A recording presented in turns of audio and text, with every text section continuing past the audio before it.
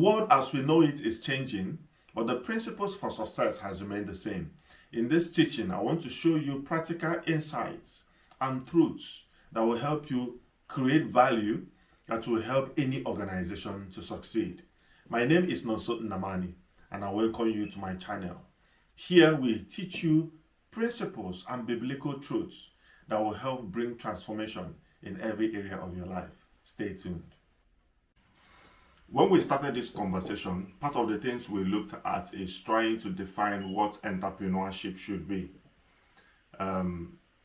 God's calling upon your life as a businessman, as a businesswoman, is not just for you to make income, but rather it's an opportunity for you to begin to deal with generational wastes, generational poverty, things that over the years has crippled not just you, but families, communities, and even nations.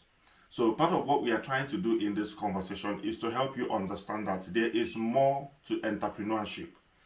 Oftentimes I see people who go into entrepreneurship because they want to make additional income. Some will tell you need to have multiple streams of income. You need to have different sources of income. So constantly we are caught up in that loop where we want to look for a business to start, an idea to pioneer, something to do so that we can have additional income. But we've come to realize through this teaching, which I'm still going to explain further to you, that entrepreneurship is not just about you making an income. Entrepreneurship is not just about you making a living. It's about you making a giving. It's about you influencing the environment where you are, influencing life where you are, influencing the nations around you, so that through you, God can be a blessing. When God was calling Abraham in the Bible, he said, I'm going to bless you so that you can be a blessing.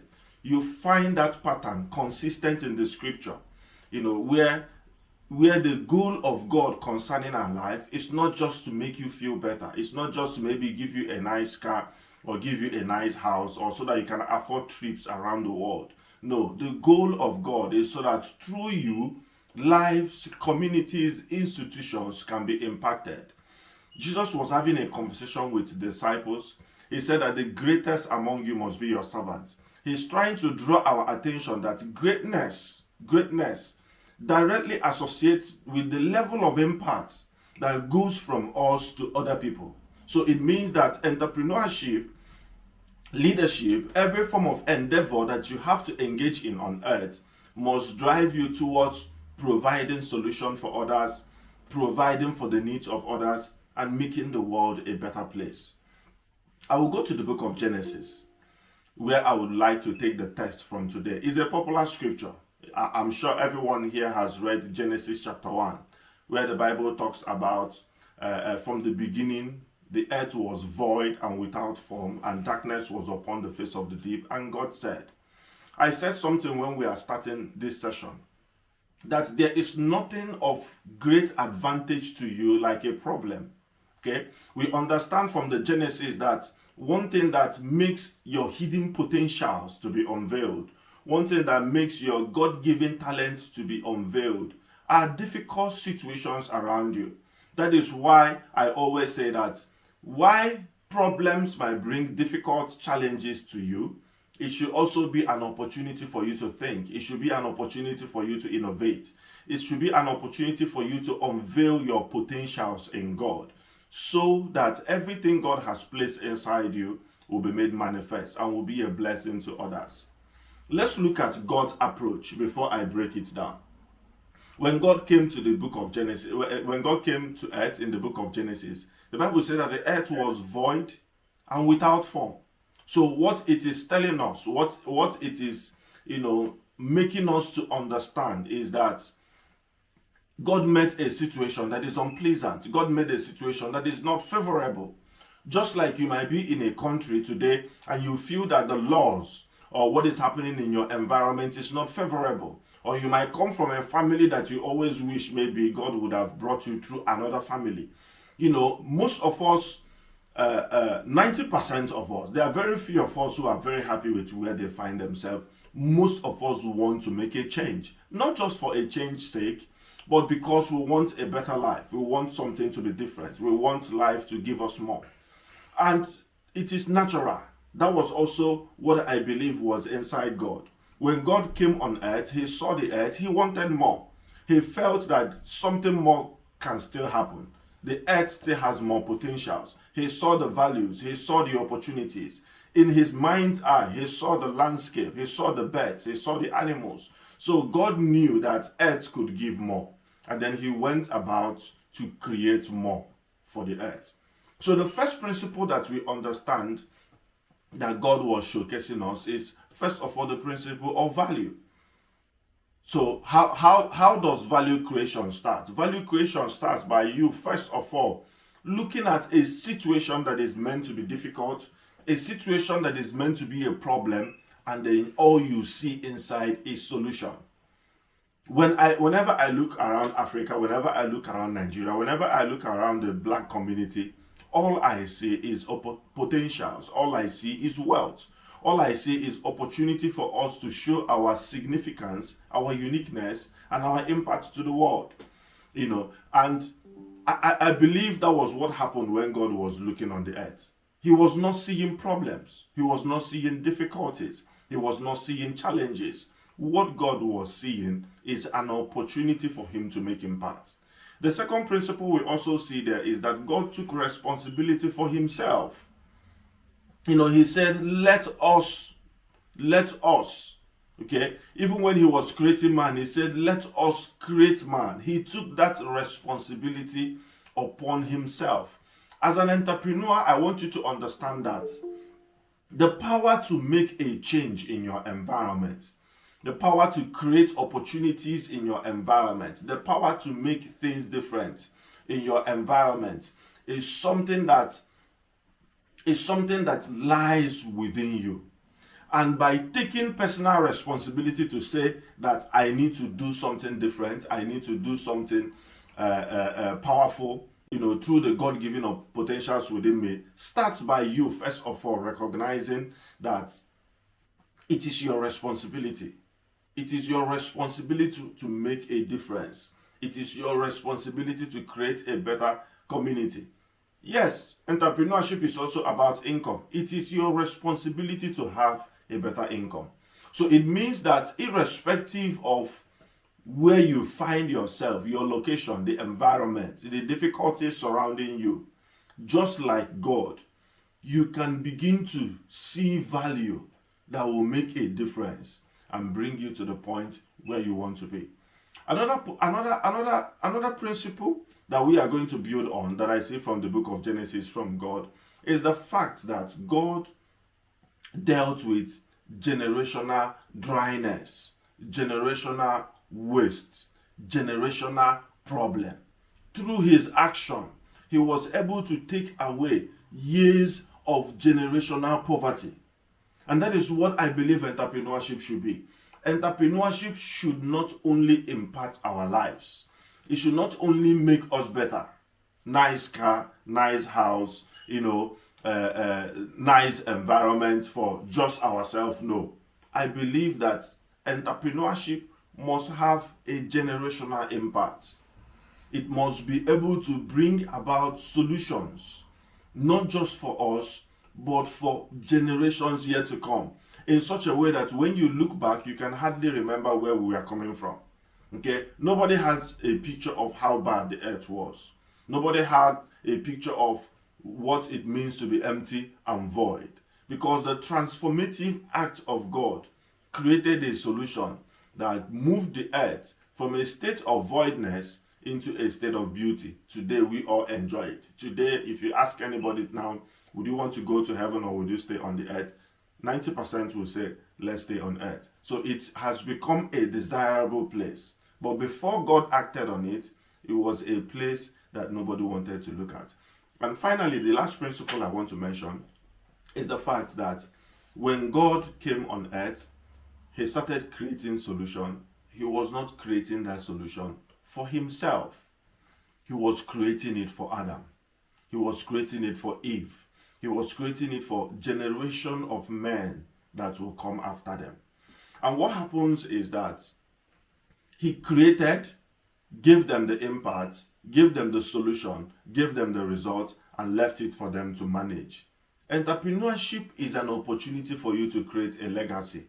It's an opportunity for you to do something that will outlive you, something that will fix a generation, something that will make other people's life better. You find it very, very, very troubling today where you see people start businesses, not just because they want to help people or want to improve the community or even make personal income, but to also take advantage of others. A lot of things are going on in our community because of the quest for people to have finances or for people to have successful businesses. And one of the things I want to say is that entrepreneurship must make you a better person.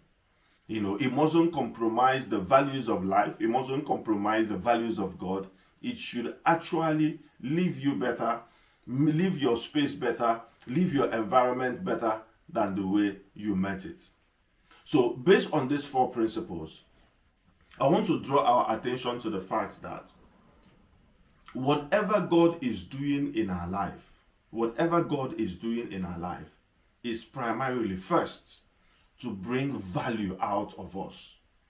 I said something the other day that whenever we have a true encounter with God, the first thing that anybody who has a true encounter with God experiences is that you begin to know yourself. You begin to see the values buried within you. You begin to see your potentials. You begin to see that, what used to be impossible for you becomes possible. So what happens is that we walk on earth as ordinary human beings. We walk on earth as people who don't believe that there is any form of potential or there is any form of solution that can come out of there. But whenever you encounter God, that picture changes immediately. God has a way through that encounter of bringing beauty out of ashes, of bringing things that are buried within us that we did not know and others also are not aware. So as you engage in the world of entrepreneurship, I want you to understand that first is an engagement with yourself. Okay? It's not an engagement of what happens outside you. It's an engagement with what happens within you. And that is why it is important that for you to create any lasting solution, there has to be an understanding of who you are. There has to be an understanding of your purpose. There has to be an understanding of your skills. The way you imagine life to be. There's a reason why you love sports. There's a reason why you love children. There's a reason why somebody else, likes to travel. Every single thing that drives our passion, that drives our attention to life, it's a way of God bringing out those hidden things that are buried within us. Okay? And entrepreneurship must be able to do that. Entrepreneurship must be able to draw you out. It must be able to draw your skills. It must be able to draw your mindset. It must be able to draw your values. It's an extension of yourself. So your solution is an extension of yourself. And what that tells me is that when we find ourselves in certain environments, when we find ourselves in certain location, instead of just looking at what do I need to do to get a job, or what do I need to do to make my life better, or what do I need to do to make progress, the question we need to ask is, what is it within me that this environment needs? I believe this is the foundation of value creation. What it is that I need that the earth, what is it that I have that the earth needs? What solution do I carry that my environment needs? So what happens is that I am turning success from inside out. Success is not outside in. It's not taking something from your environment so that you can be a better person. No. But real success is bringing something out inside of you that your environment can benefit from. I believe this is the heart of entrepreneurship. Most of us might approach entrepreneurship first of all by looking at, the environment. Yes, it's okay to find out what is wrong with the environment, what is going on with the environment. But the next important question to ask yourself is, what do I have that is unique about me that can serve the world better? When God told Moses to build the ark, when God told Moses to build the tabernacle, one of the things he gave Moses instruction on is that he mentioned certain individuals. One of them was Bezalel. He mentioned and told Moses that he should find these men, that within them he has placed a gift for the work of art. So you see that God has somehow predestined and predetermined that certain individuals will exist in certain time with certain kind of solution to make their environment a better place. Why most of us might be moving around looking for solution in our environment, the solution that we might be looking for is inside us. What you think that will make you the next millionaire or bring you out of poverty might not necessarily be something outside of you. It's something that you already have. It's something that is a skill that you've already acquired. Is a knowledge that you already have. It's something that you already understand. Yes, it could be refined further. Yes, it can be made better. But you already have it.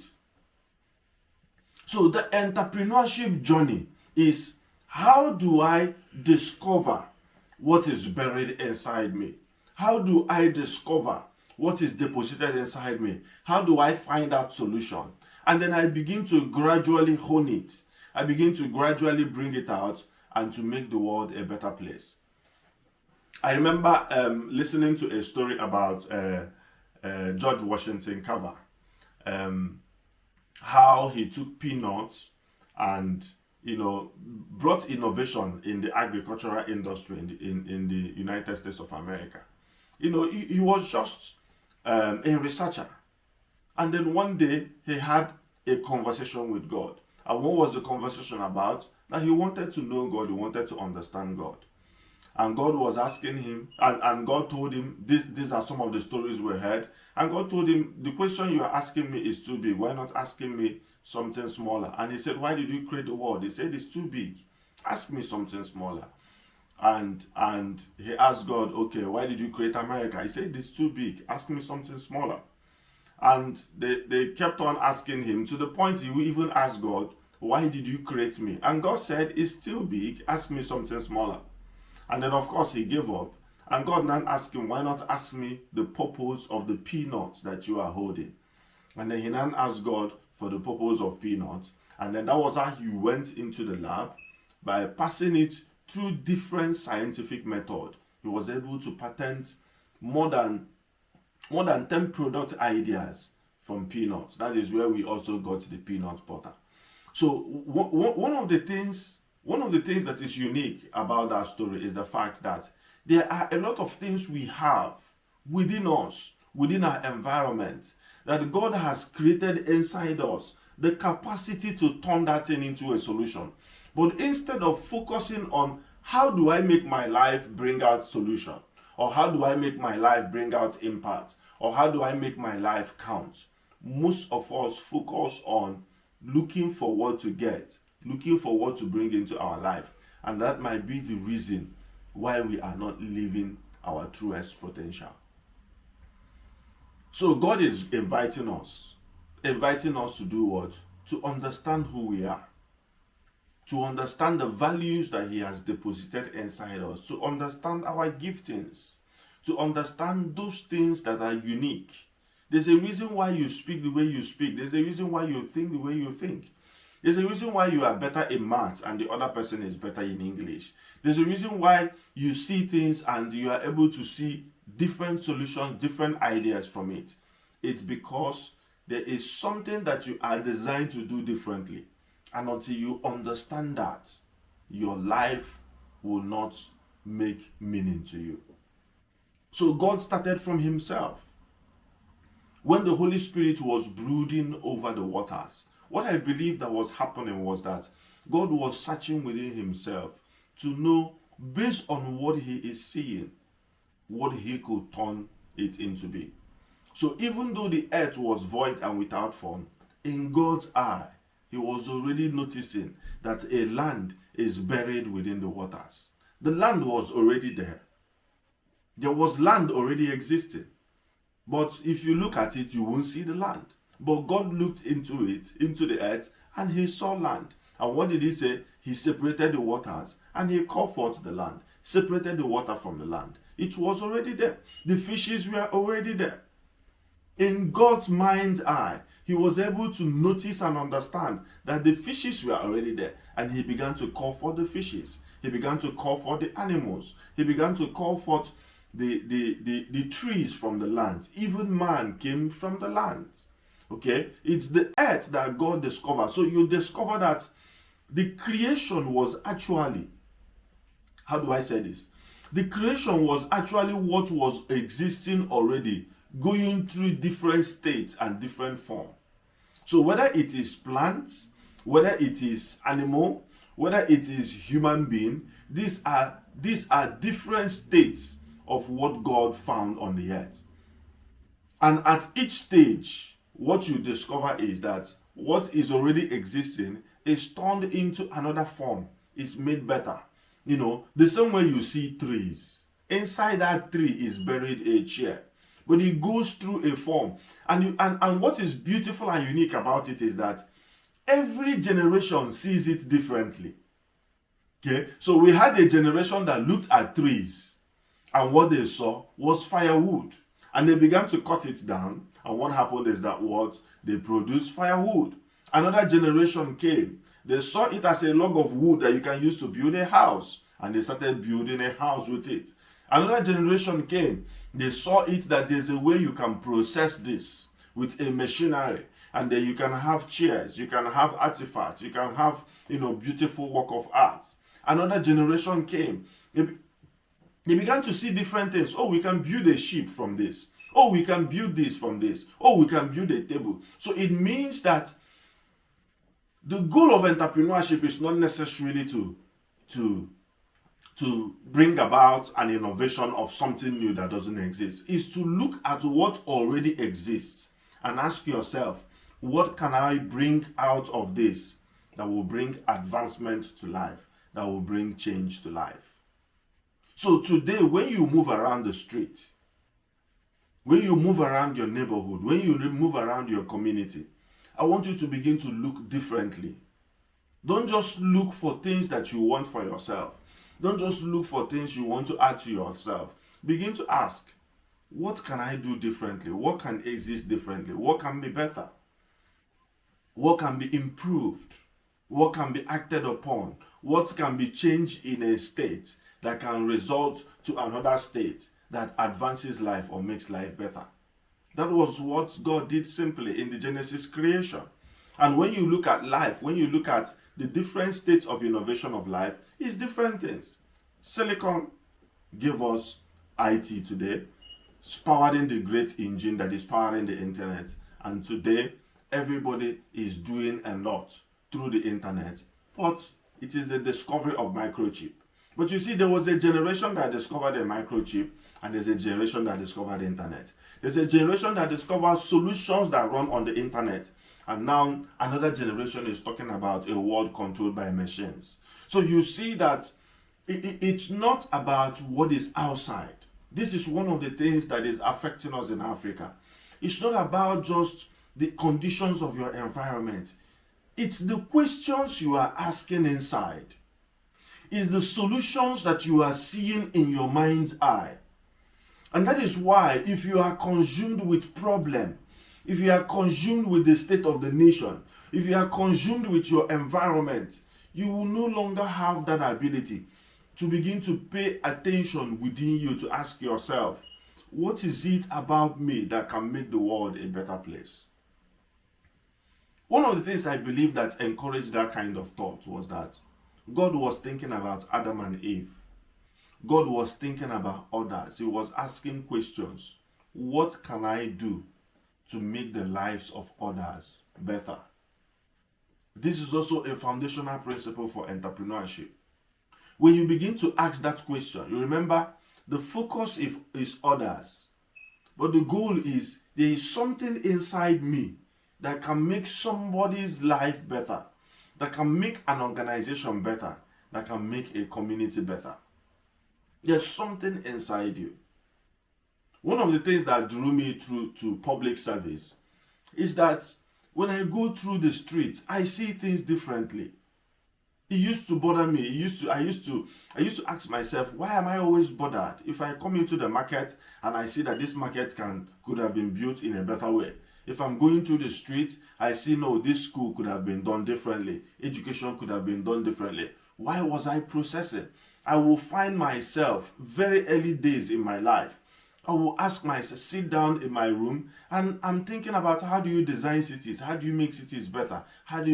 There is a reason why that was happening to me. It was not just something, everybody doesn't think like that. So the more you grow up, you now realize that everybody thinks differently. And there is a reason why you think that way. The reason why you think that way is that life is trying to draw something out of you. But because we are more concerned about our own needs, we are more concerned about our own environment, we are not paying attention to what life is drawing out of us. There's a reason why you spend your time, you spend your thoughts thinking about certain things and about life. It's a clue. It's life giving you a clue. It's your purpose saying, hey, look over, I'm here. Trying to give you a clue, drawing you. Some of the challenges that you are facing is trying to give you a clue. Some of the problems you are trying to avoid, they are trying to give you a clue. That is why it is peculiar to us. Differently. We see life differently. We see challenges differently because they are trying to draw out some aspects of our life that when we discover it, it will not only make our life better, it will make the life of others better. I remember the life of Nehemiah in the Bible. You saw when Nehemiah had the news of the state of Jerusalem, Nehemiah was in a comfortable place. Nehemiah was a servant of the king. So you see that his hierarchy, you could look at what Nehemiah occupied as a state position, not even a state, a national position. And it's not just any other nation. Babylon was a ruling nation in their time. So you would imagine Nehemiah as someone who is serving currently, maybe the American president. And when he heard about the state of Jerusalem, the Bible said that he broke down. Why did he break down? Because he was thinking about his people. He was thinking about the state of their environment. He was thinking about the suffering. When was the last time? I know many people complain that there's a food hunger in Africa. When was the last time you sat down and you begin to ask yourself, how can I solve the food problem in Africa? I know everybody is complaining that there is no job. But how many times do you find yourself asking, how do I find a solution to the job problem in my nation?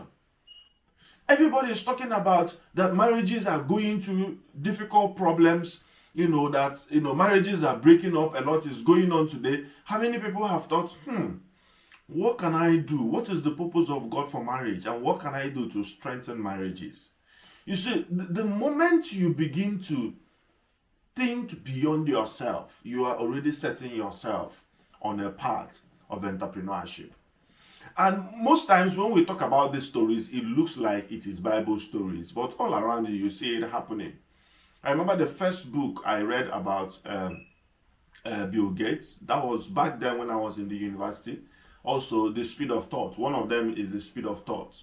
He was sharing his experience, growing up when he went to school and saw, the giant computer that used to exist then, and he was playing game with it. He was constantly asking himself, how do I make this smaller? How do I make this better? In such a way that it can sit on any desk in every home. That was what he was thinking. You see, he's not thinking about money. He's not saying, I want to be the richest man in the whole of United States, or I want to be the richest man in the whole world. He was not even thinking of it. When I find young people today and I ask them, what is your vision? They will tell you, I want to be the richest man in Africa. I always ask myself, even the richest man in Africa, was he planning to be rich? Did he have a plan of becoming the richest man in Africa when he started? No. He started with trying to create a solution, trying to develop, values that will make life better, that will make community better. That was how he started out with. And then by expanding that solution, he ended up becoming the richest man in Africa. The same thing with Bill Gates. Young boy, as a teenager, he was already thinking, how can I create a solution called PC? They call it personal computer that people can put and use as a desktop, put it in their homes, in their offices, and be able to, process data and do whatever they want to do with it.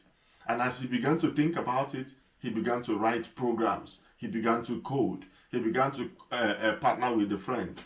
And they together designed a solution that gave us the personal computer. And today, people even have handheld computers, and a lot is going on. And in his time, he was celebrated the richest. Find people who are also pursuing the path of... I remember Elon Musk. I remember early days when Elon Musk, became... started making the news. One of the things that got me fascinated about him is that Elon Musk, whenever they discover idea, he makes it open source. So when he was trying to, work on electric cars, he was making his knowledge open source. Because to him, he's not trying to hide the knowledge of what he was doing, but he was trying to make it better because he believes that if somebody sees what he has done, they work on it, it becomes better, So he wanted to accelerate the growth of technology. He wanted to accelerate the growth of, what was happening within that, technological space. So he wasn't patenting it to himself. He wasn't restricting anybody to his knowledge. He was making it open source. He said, oh, look what we found. If you want to use it, you can use it. But guess what?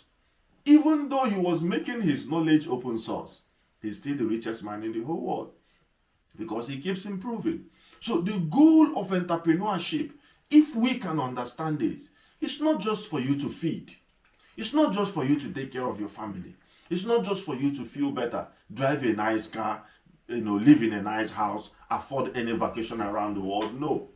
The goal of entrepreneurship is that you create a solution that makes life better, that makes the world better. Now, when you study the book of Nehemiah, you discover that, by the time Nehemiah left the king, went back to his nation, created a solution, it was the people that insisted that he's going to be their governor.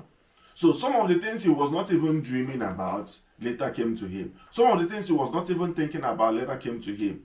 Because there is profit that comes to those who bring solution. But those profits are not designed in the first place for us to seek them.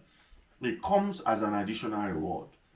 That was why Jesus said, this is how the kingdom of God works. He said, seek first the kingdom of God and his righteousness, and all these things shall be added unto you. When he's talking about seeking the kingdom of God, he's talking about change your mindset. Change the way you view things. View things the way God will view it. Don't just look at, how do I make myself better? No. Focus on how do I make other people better. The more you begin to think, how do I make people live better? How do I make people work better? How do I make people eat better? How do I make people healthier? How do I make people safer? How do I make people faster? How do I make life improve? The moment you start thinking like that, you are beginning to set yourself up for entrepreneurship. Don't just look for ideas. Someone chatted me, a few months ago. The question was, I have about 10 million naira.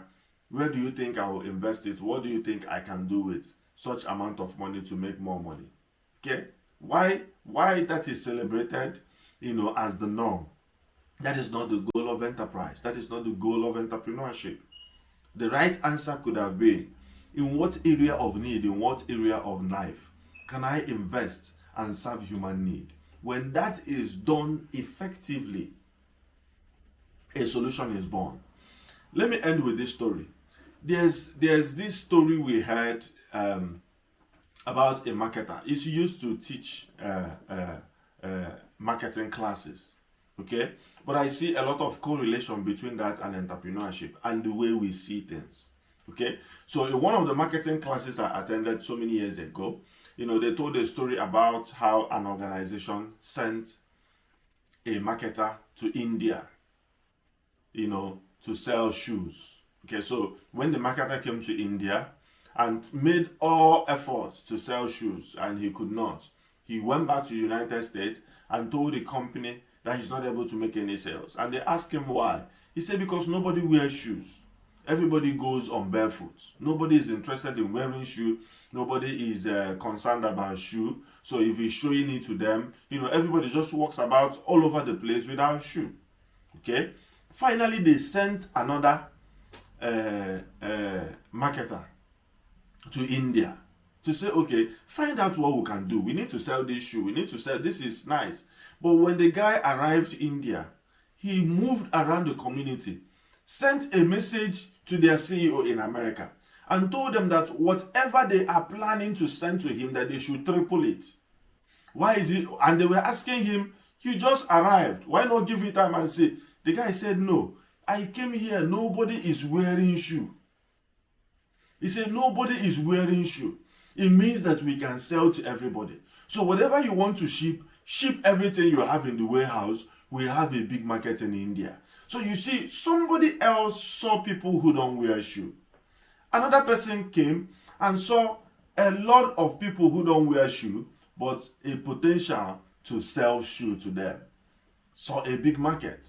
When you look around your environment, do you see poverty or do you see opportunity for wealth? When you look around your street, when you look around your school, when you look around, your community, do you see suffering or do you see an opportunity for you to bring products that will enhance human health, products that will enhance human needs and that will make life better? God was focusing on others, and the goal of entrepreneurship is for you to focus on others. If we are focusing on others, Africa today will be a better place. If the goal of our leadership, if the goal of our entrepreneurship efforts is to improve others, is to improve our environment, Africa will be great today. But look at what is happening. Everybody is looking for an opportunity to get. Everybody is looking for an opportunity to improve their own life personally. Nobody is thinking about community success. Nobody is thinking about the environment. Nobody is thinking about the nation. Nobody is thinking about the vision of even creating the greatest nation of the world. Nobody is thinking about that. Everybody wants, how do I benefit myself? And that is why the environment is the way it is. People will always say that we need new leaders. I said, no, we need new people. We need new individuals. We need people who think differently with new mindsets.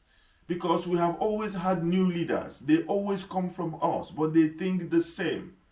Their concern is not how do I bring transformation in my environment. Their concern is how do I benefit myself. Okay? So, as I close this session today, remember first that God was the first entrepreneur. How did he start? He started first by seeing differently, seeing value, seeing something better, even when things were difficult. You might be sitting somewhere now and you are telling yourself, I don't have any money in my bank account, I don't have any job, I don't have anything to do. You are actually in a great place. You are actually in a great place. You need to turn your eyes around and see things differently. And if you are struggling to do this, that is where prayer comes.